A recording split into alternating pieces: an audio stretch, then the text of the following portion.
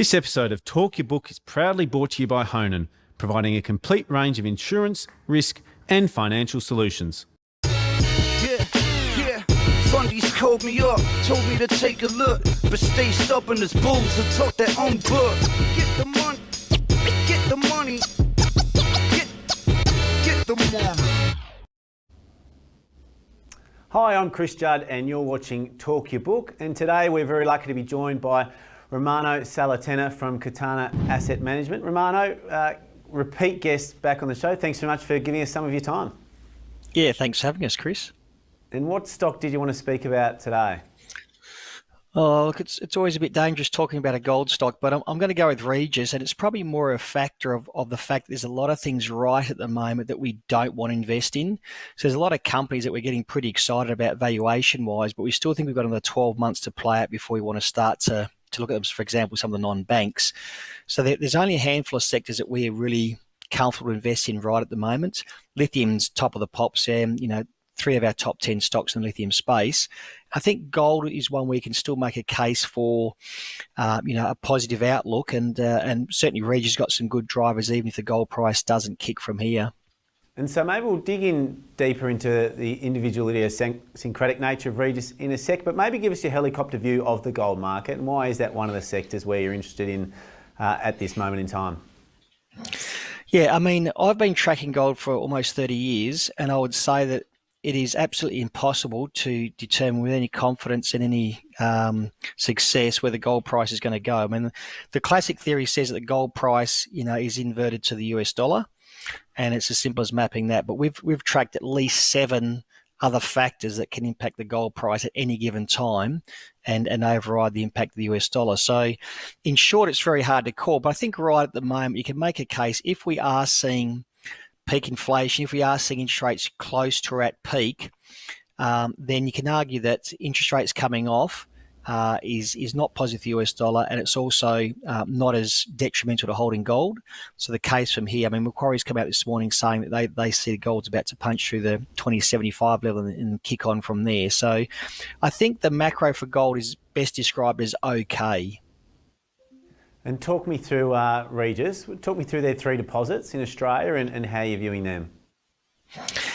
Yeah, so I mean, there's a lot of things to like about Regis, and the first thing, as you mentioned, is that they are in Australia. So, you don't have a lot of large-scale producers in this country. If you look at with Newcrest now effectively off the boards, they're gone. You've got Northern Star, Evolution, which are household names, and then you've got Regis in terms of size for Australian producers, and scale is everything in gold production for a whole variety of reasons. The deposits are Duketon North and South, which we just see really as one of the Duketon combined. And then Tropicana, which they've got a 30% stake in, which Anglo manages, and that is a tier 1 world-class asset. And McPhillamys as well in New South Wales recently awarded. How are you viewing that, and what sort of growth prospects can that provide down the path? Look, McPhillamys is an absolute game changer. I mean, we've got to be a little bit careful here because there is still a Section 10 federal notice that's being reviewed at the moment. It would be extraordinary if they were to find in favour or find against Regis there. But until that's finalised, we're just being a little bit circumspect about the impact of McPhillamys. But if that gets up and running, that's 200,000 ounces per annum. It's got an initial reserve life of 10 years, but there's a stack more there, there's no doubt. And that'll bring Regis from about a 500,000 ounce producer to 700,000 ounce of production per annum.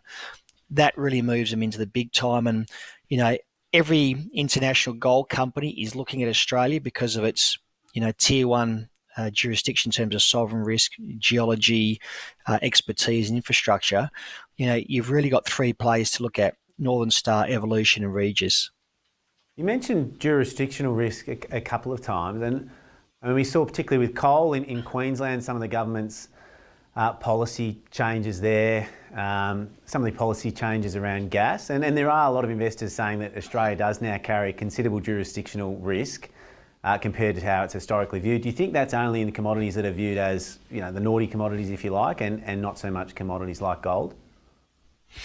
Yeah, really good question. I mean, just generally across the whole spectrum now, we've moved regulatory risk up into our top three factors to consider for pretty much every company across the spectrum. It may not be the same level of regulatory risk as we're seeing with coal and gas, but every company's got increased regulatory risk now. It's gone from being something which you can see on the periphery to something that's really mainstream in terms of how the work that we now do on it. I think in terms of gold, I think, WA's got some uniqueness. One is that most of the big WA gold deposits are in the desert. And if you're going to mine for gold anywhere, that's where you want to mine. Number two, it is such a key commodity in this state that you would be fighting a very tough battle as a government to increase the level of regulatory oversight in that commodity, or taxes or royalties, or whatever the like. And it is such a large employer, and people do understand that it is a difficult commodity to commercially produce. And in terms of their hedge book, the previous founders of Regis, Mark Clark and the team, who are actually absolutely brilliant operators, did leave a considerable hedge book in place, which is coming to an end in FY24, I believe. Maybe talk us through what that's looked like and how big a tailwind that could be going forward once that's closed. Yeah, I think that's spot on. That's one of the areas that's really held the stock back in our view. I mean, the previous team left over 400,000 ounces at a cost of roughly 15 to 1600, or price of 15 to 1600 Aussie an ounce, which is half the current Aussie gold price of about $3,000 an ounce. So, an extraordinary hole they've left. Now, Jim Barry and his team have been slowly and diligently working through that. They're down to 145,000 ounces. They'll have 125,000 ounces left to deliver into the FY24. Now, if you look at that roughly, we've said 100,000 ounces at $1,500 that they're losing on that. That's about 150 million plus that they're having off their bottom line. So post FY24, there's an immediate uplift coming through in their numbers just as those hedges roll off, or in the order of sort of 150 to 200 million. And Capex also reducing significantly in a similar sort of time frame. What sort of numbers have you put around what the Capex will drop by, say, for FY23 into FY24? Yeah, so they've made it pretty clear. They've had over 18 months of overinvestment, if you like, in their major operations, Duketon and Tropicana. That's now coming to an end this quarter, and they'll move into a minimum of 18, 24 months of much higher free cash flow generation. So we look at it sort of the Capex and revenue together, and we're sort of expecting that free cash flow is going to go from sort of 80 odd million to well over 200 million in FY24, and sort of closer to just a bit under 200 million in FY25. And that comes at a good time as they potentially might need to fund McPhillamys. And could you see them pulling off McPhillamys with a little bit of debt and the increased cash flow? Or is it just too early to tell whether or not they'll really need to raise significant amounts of capital to get that up and going? They won't need to raise significant amounts of capital. There is a very high level of free cash flow coming through in the next 2 years. That's the first thing. They've only got a very small amount of debt, really, or modest amount of debt on the balance sheet at the moment.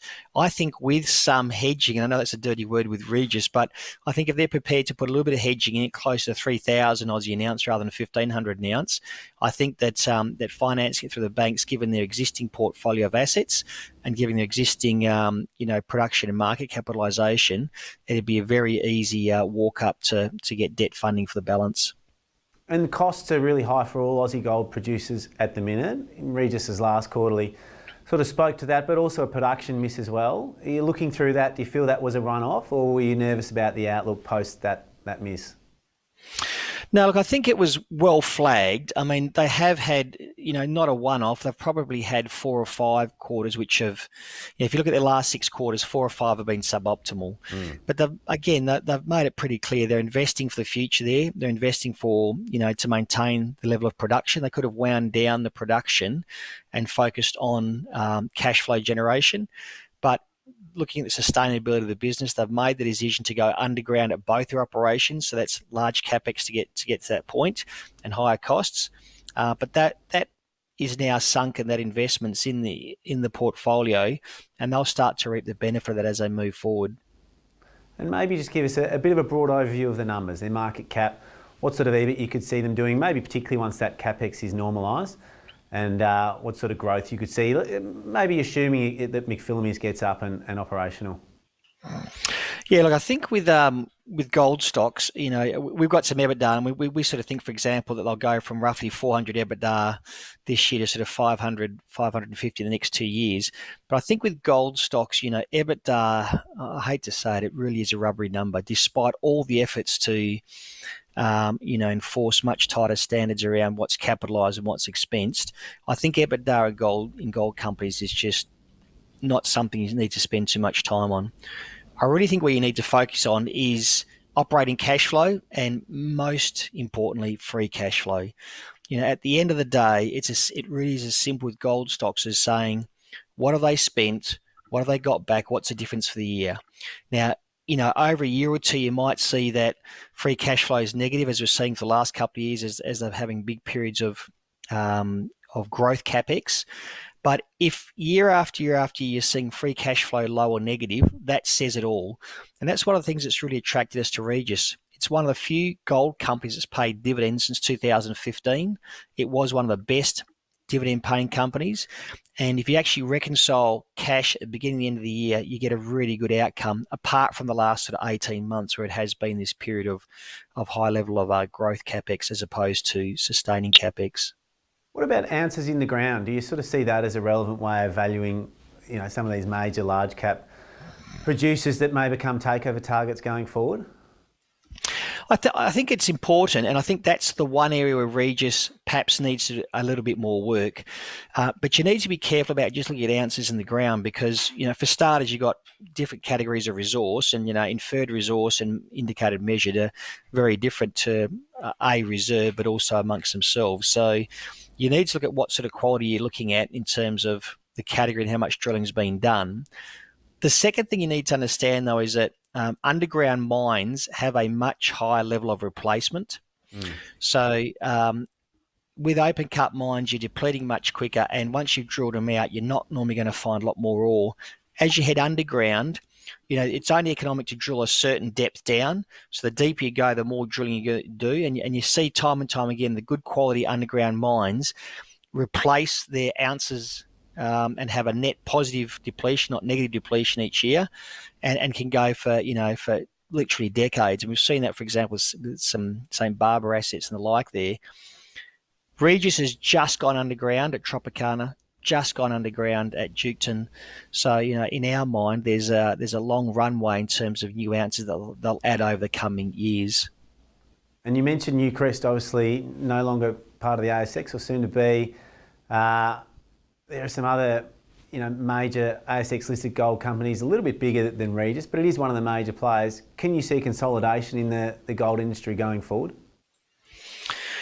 I certainly can. Regis now is the third largest domestic producer, and it's the fourth largest producer on the ASX behind, say, Perseus, which is producing close to the same amount of ounces. But Perseus assets are in Ghana and Côte d'Ivoire. So, with the utmost respect to Perseus, would you prefer to have your assets in WA, Tier 1 jurisdiction, or West African jurisdictions?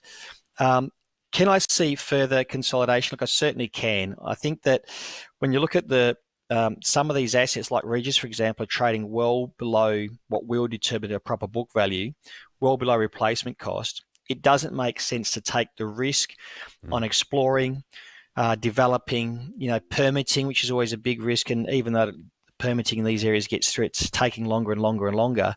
So, when you look at, say, from discovery to production, maybe 8 to 10 years, when you've got something like a Regis here with 500,000 ounces with a pathway to 700, I think it makes a lot more commercial sense now.